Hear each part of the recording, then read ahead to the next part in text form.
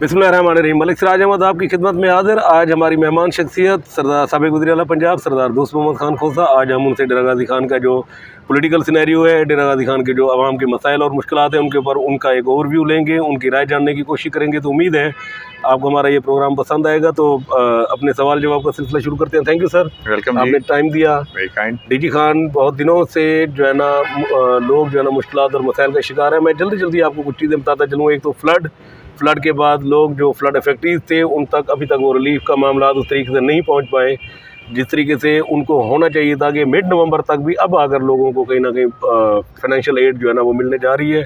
असूलन इसको 1 महीना पहले होना चाहिए था। इसके ऊपर थोड़ा सा आपकी राय लेंगे।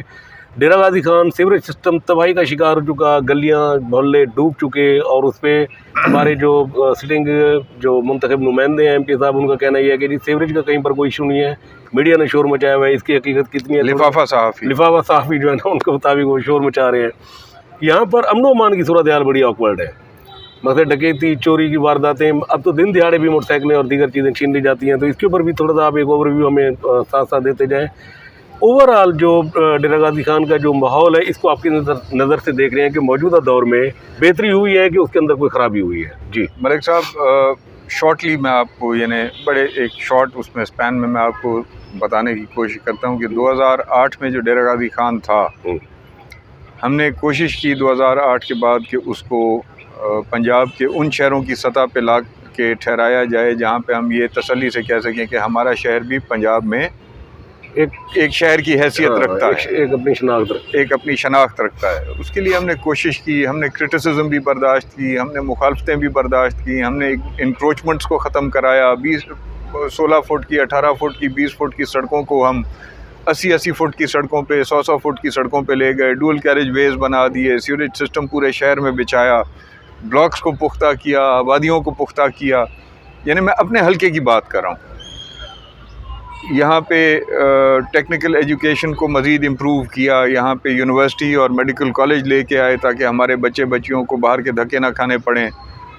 अनफॉर्चुनेटली 13 के बाद यानी जब हम न रहे और दीगरान आए, एक तो होती है रिवायतन मुखालफत करना। मैं आपको दीगर प्रोग्राम में भी आपके सामने है, मैं ये कहता रहा हूँ कि मैं उन लोगों में से नहीं हूँ जो कि मुखालफत बराए मुखालफत करता है। मैं उन लोगों में हूँ जो मुखालफत बराए इस्लाह करता है या तनकीद बराए इस्लाह करता है। और जब वो इस्लाह नहीं होती तो फिर मैं वो जो पॉलिटिकल कोर्स होता है उसको इख्तियार करता हूँ। आपने देखा 2013 से 18 वाली टेन्योर के अंदर हमने डेरा जाग की एक मुहिम शुरू की, जिसमें हमने जो नाकिस मटीरियल इस्तेमाल हो रहा था कंस्ट्रक्शन में उसको हाईलाइट किया, जहाँ पे काम की ज़रूरत थी और नहीं हो रहा था उसको हाईलाइट किया। यानी यूनियन काउंसिल बेस्ड हमने इस मुहिम को शुरू किया था और अल्हम्दुलिल्लाह उसके बाद फिर काम भी ज़्यादा बेहतर निगरानी में होने शुरू हो गए और काम होना भी शुरू हो गया। अब आ जाएं, अब 2018 से लेके और 2022 तक पहले सत्यानाश हुआ, फिर इस दौर के अंदर सवा सत्यानाश हुआ। ठीक है, सवा सत्यानाश हुआ।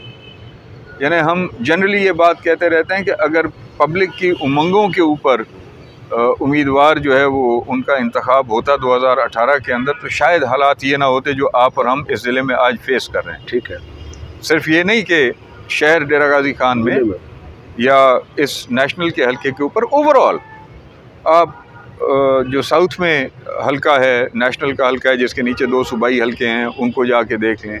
आप शहर को देख लें, इसके साथ जो 2 विंग्स हैं उनको देख लें। आप नॉर्थ में जो हल्का है उसके साथ जो 2 विंग्स हैं उनको देख लें। आप तहसील तौसा में जहाँ से चीफ मिनिस्टर पंजाब इलेक्ट हुए वहाँ पे आप जाके देख लें।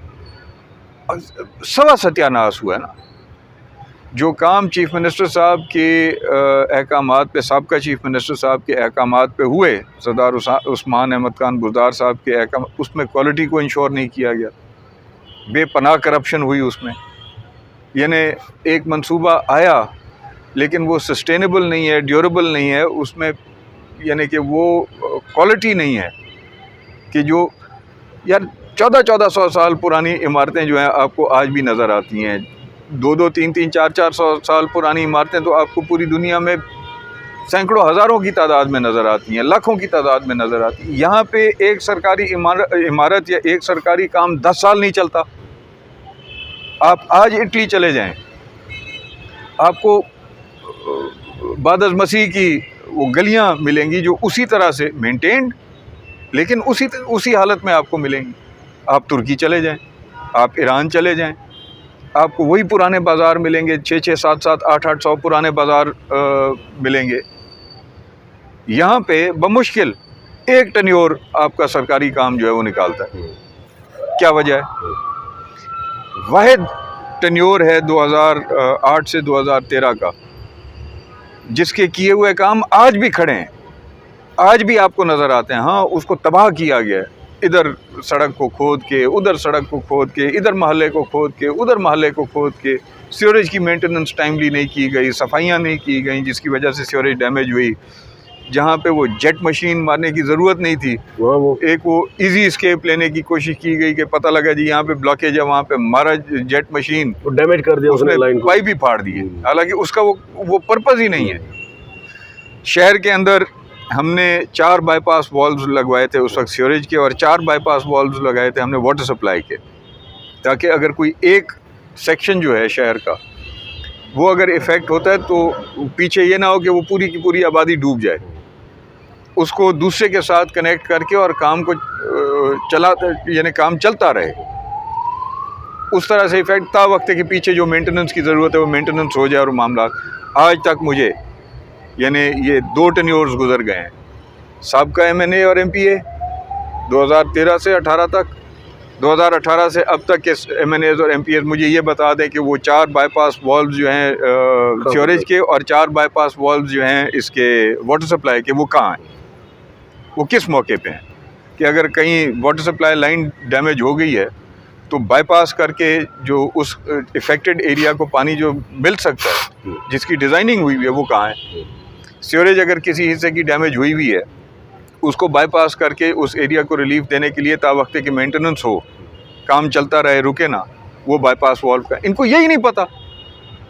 करोड़ों अरबों के मंसूबे जो हैं इन्होंने बना के करप्शन की नज़र जो है वो भेजे हुए हैं अपना सूबाई हुकूमतों को कि जी नई सीवरेज की आपसे जो बनी हुई सड़कें हैं ये तो आपसे मेंटेन हो नहीं सकी, जो बनी हुई सीवरेज है वो तो आपसे मेंटेन हो नहीं सकी, जो बनी हुई वाटर सप्लाई स्कीम है वो तो आपसे मेंटेन हो नहीं सकी। फिर आप सारे शहर को खंडर करेंगे, फिर आप सारे शहर को खोदेंगे अपनी जेबें भरने के लिए, अपनों की जेबें भरने के लिए। आज तक जहाँ पे इन्होंने सीवरेज डलवाई है वो सड़कें आज तक डीजी खान में नहीं बनी, शहर के अंदर खुद ही पड़ी हैं। यानी लोगों के एहतजाज, गटर के ढक्कनों के ऊपर तस्वीरें लगा के, मैन होल्स पे तस्वीरें लगा के इनको बेइज्जत कर करके लोगों ने अपने छोटे छोटे टुकड़े जो हैं वो बनवाए हैं। इस तरह से काम होते हैं। चलिए, ये तो सब इस तरह से विजन या इस तरह से फ्यूचर आप डिफाइन करते हैं। सीवरेज का तो सवा सत्यानाश उसने कर ही दिया, लोग भुगत भी रहे हैं। अब एक चीज और भी है कि एक तो DPO एक हफ्ते से गया हुआ और दोबारा नई अपॉइंटमेंट नहीं हुई। शुमी किस्मत है, अंदाजा करें आप। और दूसरा ये है कि चीफ मिनिस्टर का जिला हो, यानी कि एक्स चीफ मिनिस्टर का जिला हो, उनके होते हुए 6 DPOs लगे, उनके होते हुए 6 DCOs लगे, उनके होते हुए 5 कमिश्नर्स तब्दील हुए, उनके होते हुए 5 DIGs तब्दील हुए। आज की सूरत हाल ये है कि पिछले 1.5 महीने से डीजी खान के अंदर DPO नहीं है। और जो क्राइम की शरह है वो बढ़ती जा रही है कि जो डकैती की वारदातें, क्राइम की शरह तो मैं समझता हूँ इस हुकूमत के यानी 2018 में आने के कमोबेश कोई 4-5 महीने बाद ही उस सतह पे पहुँच गई थी, लॉलेसनेस उस सतह पे पहुँच गई थी। और वो अगर बढ़ी नहीं है तो उसी सतह पे बरकरार है, कम नहीं हो सकी। मोटरसाइकिल चोरियाँ, मोटरसाइकिल स्नैचिंग, मोटरसाइकिल डकैतियाँ, वैसे डकैतियाँ, देहातों में डकैतियाँ, यानी कि देहातों में तो आप और हम अपने बस्तियों का, अपने घरों का खुद तहफ़्फ़ुज़ एक लिहाज से कर लेते हैं, वहाँ तक डकैतियाँ होती रही हैं, बड़ी छोटी डकैतियाँ होती रही हैं और किसी को परवाह नहीं है। यानी खान साहब को गोली लग जाए तो पूरा पाकिस्तान जैम करने की बात शुरू हो जाती है। यहाँ पे गटर के ढकने ना लगाने की गफलत पे एक नौजवान बच्चे की डेथ हो जाती है और हुकूमत के कान पे जू नहीं रेंगती, नुमाइंदों के कान पे भी जू नहीं रेंगती। मकसद है हुकूमती नुमाइंदे ही हैं। इससे बड़ा अलमिया क्या हो सकता है कि आप शहर के अंदर हो और आपकी जो है ना मेन रोड के ऊपर ढक्कन ना हो, इनके सीवरेज के ऊपर, मेन रोड के ऊपर, और बच्चे जो है आप क्वालिटी ऑफ रोड्स देखें। यानी पिछले 3 महीने के अंदर जो रोडें कंप्लीट हुई हैं डेरा गाजी खान शहर की, आप उनकी क्वालिटीज़ तो देखें कि उनकी क्वालिटी क्या है।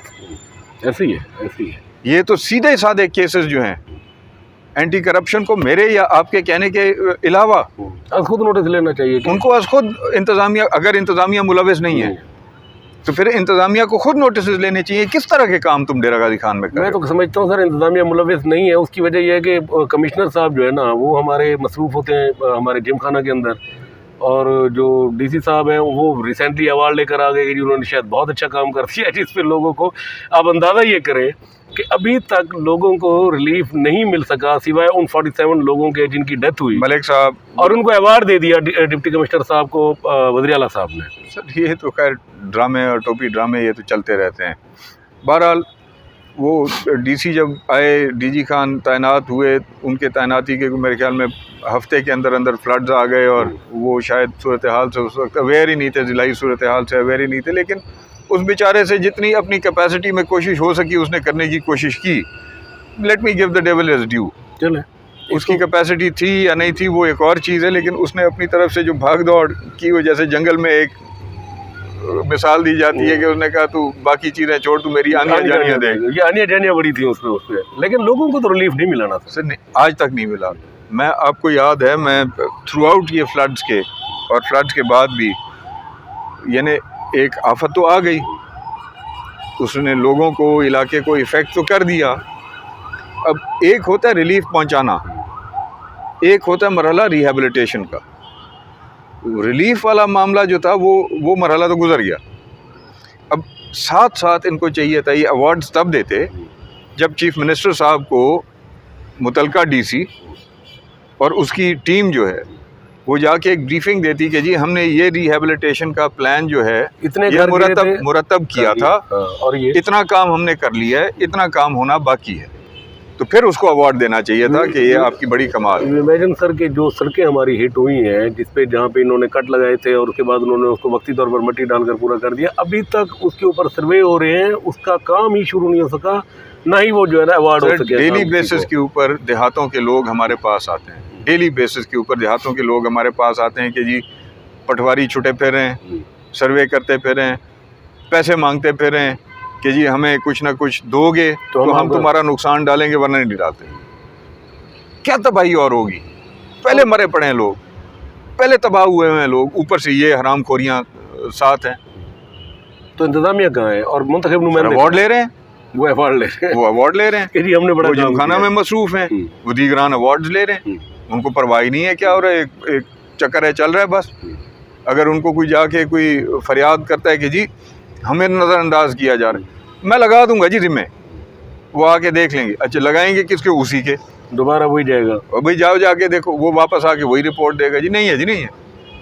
अच्छा उसी को अगर वो कोई 4-5 हज़ार 10 हज़ार 15 हज़ार दे दे तो हाँ जी बिल्कुल जी ये ज़रूरतमंद है। यानी जब तक आप जेब गर्म नहीं करेंगे आपको रिलीफ नहीं मिल सकता किसी जगह। यही काम हो रहा है ना, उस वक्त भी यही काम, रिलीफ में भी यही काम हुआ था कि चंद इलेक्टेड या नॉन इलेक्टेड नुमाइंदों के जो नीचे उनके नुमाइंदे थे, इलाकाई नुमाइंदे थे, उनके गोदामों में सामान भरा पड़ा था और ज़ाती पसंद नापसंद की बुनियाद के ऊपर दिया जा रहा था।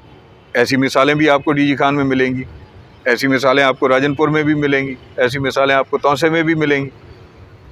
क्या हुआ तब भी बेचारे यही लोग थे, प्राइवेट लोग थे जो खुदा खौफी में इंसानियत की खिदमत के लिए निकले हुए थे।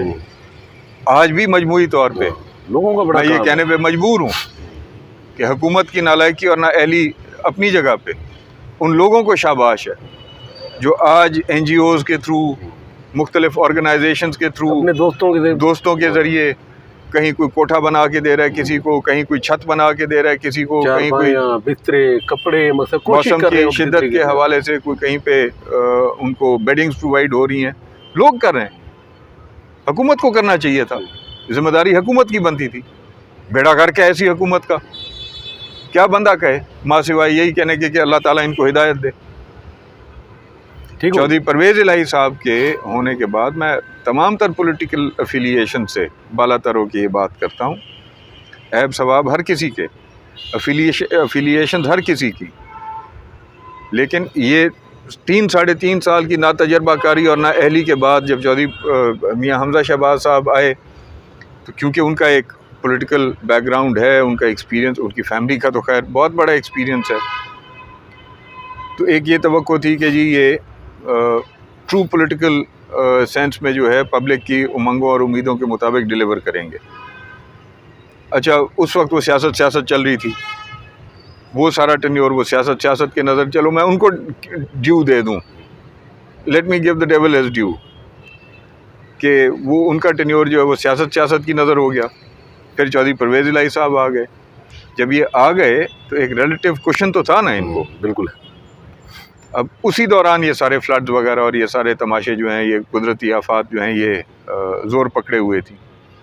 तो उनके तजर्बे को मद्देनज़र रखते हुए मेरी उम्मीद ये थी कि इंतज़ामिया जो है वो बेहतर परफॉर्म करेगी, हुकूमत बेहतर परफॉर्म करेगी। अभी तक अनफॉर्चुनेटली मुझे वो नज़र नहीं आया। चले, आखिरी एक बात कि मेरी आपसे रिक्वेस्ट ये है कि आप चौधरी परवेज़ इलाही साहब को इस वीडियो के ज़रिए एक छोटा सा पैगाम हमारा ये है कि जो जब वो यहाँ पर कोलकम्बर पर तशरीफ़ लाए थे तो कुछ लोगों ने प्रोटेस्ट किया था, उसके ऊपर उन्होंने इंतज़ामिया ने एक पर्चा काटा था उन सैलाब ज़दगान के खिलाफ जिन्होंने वहाँ पर वो इमदाद ना मिलने के सर उनको गोली मार देनी चाहिए, प्रोटेस्ट करना चाहिए। तो वो पर्चा ख़त्म करा दे, कम से कम वो बेचारे पेशा उनको गोली मार देनी चाहिए। जो बेकस और बेजार और तबाह कुन हालात के लोग अपने हक के लिए जिन्होंने आवाज़ उठाई थी इस कुदरती आफत में रिलीफ की खातिर, उनके ऊपर पर्चा नहीं काटना चाहिए था। उनके लिए फायरिंग स्क्वाड भेज देते कि ना ये होंगे ना ये आओ पुकार होगी। तो कम से कम आप रिसेंटली देख लें, कल रात की बात आप देख लें, पर्चा वालिद के खिलाफ कटा हुआ है, गिरफ्तार बेटे को किया जा रहा है। मेरा उस सियासी जमात के साथ कोई ताल्लुक़ नहीं है, मुस्लिम लीग नून के साथ मेरा कोई ताल्लुक़ नहीं है, लेकिन अफसोस ये होता है जो एंटी करप्शन ने कार्रवाई की, उस कार्रवाई में जो पर्चा काटा गया, वो पर्चा जब मैंने पढ़ा तो उसमें तमाम तर ओनस जो है वो सेनेटर हाफिज़ अब्दुल करीम साहब के ऊपर उन्होंने डाला, और नीचे कहीं जाके उनके बेटे का एक लाइन में उनके बेटे का नाम जो है वो और चंद सरकारी एहलकारों का नाम जो है वो लिखा हुआ मैंने पढ़ा। हाफिज़ साहब के ख़िलाफ़ कार्रवाई नहीं करे जिन पे सारा ओनस आ रहा है, बकौल उनके सही या गलत वो अपनी जगह पे, लेकिन जिन पे सारा ओनस आ रहा है उनके खिलाफ कार्रवाई नहीं कर रहे। उनके बेटे के खिलाफ जिनके नाम के ऊपर एक मरला नहीं है ज़मीन का, जिस ज़मीन के अगेंस्ट उन पे पर्चा हो रहा है। और फिर गिरफ्तारी भी ऐसे कि जैसे शायद कोई बहुत बड़ा टेररिस्ट जो है ना 12-14 गाड़ियाँ वो उसामा अब्दुल करीम को पकड़ने के लिए नहीं आई हुई थी, वो मेरे ख्याल में उसामा बिन लादेन की कोई रूह जो है वो फिर से हयात हो गई थी, पकड़ने जा रहे हैं कि पता नहीं क्या हो गया है, क्या होगा। ये चीज़ें कम अज़ कम इनके दौर में मुझे इसकी तवक्को नहीं थी, लेकिन ये हो रही है, अफसोसनाक है। दोस्त मोहम्मद खान मज़ारी ने जो किरदार अदा किया वो काबिल मज़म्मत था, असम्बली में जो कुछ हुआ वो काबिल मज़म्मत था। उनकी सियासी वफ़ादारी तब्दील करना ऐसे मौके पे जब उनकी जमात को उनकी सबसे ज़्यादा ज़रूरत है, ये काबिल मज़म्मत है। लेकिन उसके बाद फिर जिस तरह से उनके साथ कार्रवाई हुई, उसकी भी तारीफ उनके ज़िम्मे पड़ते होंगे, मामलात होंगे शायद उनके ज़िम्मे, मैं नहीं कह सकता, I don't know of the details of that case. 50,000 एकड़ जो है उस पर उन्होंने कब्ज़ा किया हुआ है। 50,000 एकड़ अब कोई कागज़ का टुकड़ा नहीं है जो कोई जेब में डाल के फिर रहा होगा। 50,000 एकड़ तो नज़र आता है। 50,000 एकड़ सरकारी अराज़ी के ऊपर उन्होंने कब्ज़ा किया हुआ है। वो अपने दादा जो कि अपनी ज़िंदगी की आखिरी सांसें गिन रहे थे अस्पताल में, वो उनकी खिदमत में मौजूद हैं, आप उनको जाके अस्पताल से गिरफ़्तार करते हैं। फिर आप तवक्को रखते हैं कि लोग आपकी तारीफ़ करेंगे। आपको शायद कोई नहीं बता रहा होगा आपके इर्द गिर्द कि आप सही कर रहे हैं या गलत कर रहे हैं। मेरे लिए काबिल एहतराम है चौधरी परवेज़ इलाही और उनका घराना, चौधरी शुजात हुसैन साहब हों, चौधरी परवेज़ इलाही साहब हों, उनके साहिबजादगान हों, मेरे लिए काबिल एहतराम। कोशिश करें कि इस तरह के मामलात से अपने दामन को पाक रखें। अगर इख्तियारात उनके पास हैं तो अपने इख्तियारात को इस तरह की गलतियों पे इस्तेमाल न करें। अगर इख्तियारात नहीं हैं तो फिर वजाहत करें कि क्यों छोड़ दें, या वजाहत करें कि इसमें उनका कोई अमल दखल नहीं है, ये जिसने भी किया जिस तरह से भी, ये गंदी रिवायत बनती जा रही है। फिर वो 90s की, अगर कोई और आ गया तो फिर इनके साथ ये कुछ होना, ये फिर वो 90s की रिवायत कायम होती जा रही है। जो 90s की गंदी सियासत थी, ये फिर वही रिवायात कायम होती जा रही हैं जो जो डाल दी गई थी पिछले हाँ, दौर हाँ, में, यानी उससे इंतकाल- 18 से 22 तक ये डाल दी गई थी, ठीक है, उसको फिर परवान और हवा दी जा रही है। ठीक हो गया। ये थे जी हमारे पास सरदार साबिक वज़ीर-ए-आला पंजाब सरदार दोस्त मोहम्मद खान खोसा, जो डेरा गाजी खान के सियासी अमन अमान की सूरत हाल और दीगर मसाइल के ऊपर बात कर रहे थे। उनका कहना ये था कि अल्लाह ताला इनको हिदायत दे कि ये चीज़ें बेहतर हों, वगरना यहाँ पर हर चीज़ डिस्टर्ब है। यहाँ पर सैलाब अफगान की इमदाद नहीं हो सकी, यहाँ पर सीवरेज के मसाइल ने शहरियों की ज़िंदगी अजीरन करके रख दिया, यहाँ पर अमन अमान ने शहरियों को बेसकून करके रख दिया। ना उनकी जान महफूज है और ना उनका माल महफूज है। उनके वज़ीर-ए-आला पंजाब चौधरी परवेज़ इलाही से ये अपील थी कि जी वो इस मामलात को एक दफ़ा फिर देखें और जो इंतकामी कार्रवाई हो रही हैं इनको भी जो है ना रोकने का बंदोबस्त किया जाए। नेक्स्ट प्रोग्राम में इंशाल्लाह दोबारा हाज़िर खिदमत होंगे, तब तक के लिए इजाज़त, अल्लाह हाफ़िज़।